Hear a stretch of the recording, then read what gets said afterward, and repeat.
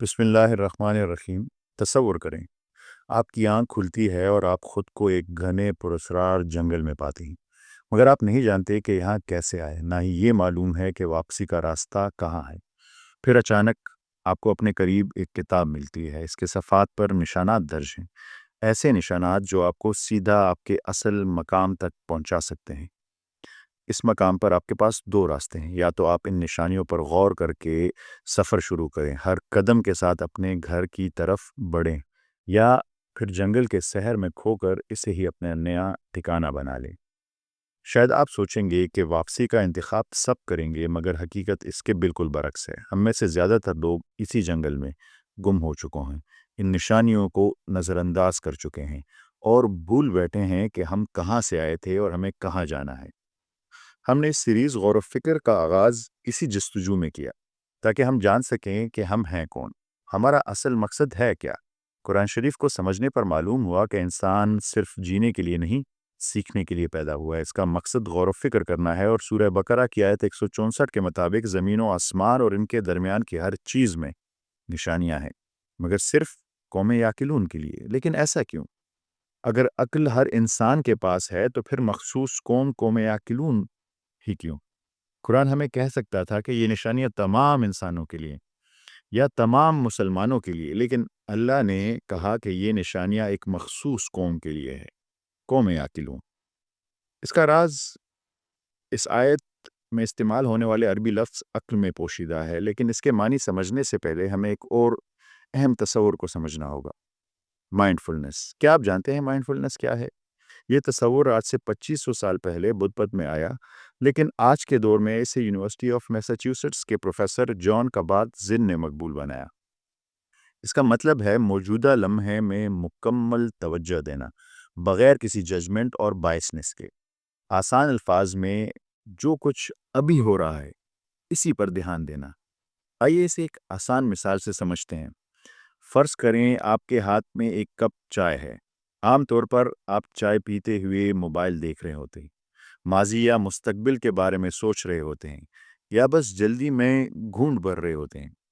آپ اس لمحے کو مکمل طور پر محسوس نہیں کر رہے ہوتے، لیکن مائنڈ فلنس میں آپ صرف اسی لمحے میں موجود ہوتے ہیں۔ آپ چائے کی خوشبو کو پوری طرح محسوس کرتے ہیں، جیسے ہی کپ ہونٹوں سے لگتا ہے اس کی گرمی کا احساس کرتے ہیں، چائے کے ہر گھونٹ کے ذائقے کو محسوس کرتے ہیں، بغیر کسی ڈسٹریکشن کے۔ یہی مائنڈ فلنس ہے۔ مائنڈ فلنس ریسرچ اور غور و فکر کے لیے انتہائی اہم ہے، کیونکہ یہ فوکس، کریٹیکل انالیسز اور کریٹیوٹی کو بڑھاتی ہے۔ لیکن سوال یہ ہے، کیا میں اور آپ بھی مائنڈ فل ہیں؟ ہرگز نہیں۔ ہم گھر میں ہوتے ہیں مگر دماغ آفس میں، ہم آفس میں ہوتے ہیں مگر خیالات کہیں اور، ہم دوستوں کے ساتھ ہوتے ہیں مگر دماغ موبائل میں گم، ہم نماز میں ہوتے ہیں مگر دل کہیں اور بھٹک رہا ہوتا ہے۔ یعنی ہمارا جسم ایک جگہ اور دماغ کسی اور جگہ۔ نہ وہ عشق میں رہی گرمیاں، نہ وہ حسن میں رہی شوخیاں، نہ وہ غضنبی میں تڑپ رہی، نہ وہ خم ہے زلف ایاز میں جو سر بسجدہ ہوا کبھی تو زمیں سے آنے لگی صدا، تیرا دل تو ہے صنم آشنا، تجھے کیا ملے گا نماز میں۔ اب جب آپ مائنڈ فلنس سمجھ گئے ہیں تو اب آتے ہیں عقل کے حقیقی معنی پر۔ عربی میں عقل کا مطلب ہے باندھنا۔ جب کسی جانور کو رسی سے باندھ دیا جاتا ہے، پر یہ تو بڑی عجیب بات ہے، عقل سے باندھنے کا کیا تعلق؟ جب آپ اپنی خواہشات، نفرت، لالچ، حسد اور دنیاوی الجھنوں کو باندھتے ہیں، تب ہی آپ کی عقل کھل جاتی ہے، بالکل مائنڈ فلنس کی طرح۔ اسی لیے قرآن نے عقل کے لیے باندھنے کا لفظ استعمال کیا۔ سبحان اللہ، الفاظ کا ایسا بہترین انتخاب، بالکل مائنڈ فلنس کے کنسپٹ کی طرح۔ جب قرآن شریف کہتا ہے کہ لقوم یعقلون، تو اس کا مطلب حقیقی مائنڈ فلنس، یعنی غور و فکر اور کھلے دل و دماغ سے حقیقت کو سمجھنا ہے۔ یہ وہ لوگ ہوتے ہیں جو بغیر کسی تعصب، ضد، خواہشات کی غلامی یا ذاتی مفادات کے حقیقت پر غور کرتے ہیں۔ وہ قدرت کی نشانیوں کو دیکھ کر، زندگی کے تجربات سے سیکھ کر اور اپنے جذبات پر قابو رکھ کر سچائی کو پہچاننے کی کوشش کرتے ہیں۔ یہی وہ عقل ہے جس کی قرآن دعوت دیتا ہے۔ یہ وہی لوگ ہیں جس کے لیے پوری کائنات میں نشانیاں بکھری ہوئی ہیں۔ لیکن سوال یہ ہے کہ ہم مائنڈ فل کیسے بنیں، اس ذہنی قید سے کیسے نکلیں؟ مختلف معاشرے مائنڈفulness کے لیے مختلف طریقے استعمال کرتے ہیں، جیسے ہندوستان میں یوگا، چین میں کھیگونگ اور جاپان میں تائہاو، لیکن ہمارے پاس مائنڈفulness اور قوم یاکلون میں شامل ہونے کے لیے اب تک کا بہترین ذریعہ ہے نماز۔ اگر آپ کبھی مشاہدہ کریں گے تو آپ کو معلوم ہوگا کہ جیسے ہی آپ نماز کے لیے کھڑے ہوتے ہیں آپ کا ذہن بھٹکنے لگتا ہے۔ دن بھر کے مسائل، پریشانیاں، ماضی کی یادیں، مستقبل کے خیالات سب آپ پر حملہ اور ہونے لگتے ہیں۔ لیکن اگر آپ یہ جنگ نماز میں لڑنا شروع کر دیں، اگر آپ ہر رکعت میں، ہر سجدے میں خود کو واپس لانے کی کوشش کریں اور صرف نماز پر توجہ دینے کی کوشش کریں، یہ آپ کے مائنڈفل اور قوم یاکلون بننے کے سفر کا آغاز ہوگا۔